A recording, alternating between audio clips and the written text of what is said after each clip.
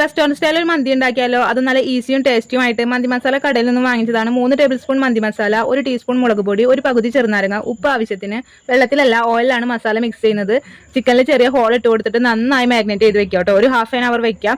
അപ്പൊ നന്നായി പിടിച്ചോളും. ഇഡ്ലി പാത്രത്തിൽ ആവി കയറ്റിയാണ് ചിക്കൻ വേവിക്കുന്നത്. റൈസിന് വേണ്ടി 2 സവാള, 1 ക്യാപ്സിക്കം, വെളുത്തുള്ളി എന്നിവ വഴറ്റിയെടുക്കണം. അതിലേക്ക് പട്ടയില, കുരുമുളക്, പട്ട, ഗ്രാമ്പു, നല്ല ജീരകം, 4 ബ്ലാക്ക് ലെമൺ എന്നിവ ചേർത്ത് പിന്നെയും വഴറ്റിയെടുക്കുക. ചിക്കൻ വെന്ത് കഴിഞ്ഞാൽ ആ വെള്ളത്തിലാണ് റൈസ് വേവിക്കുന്നത് കേട്ടോ.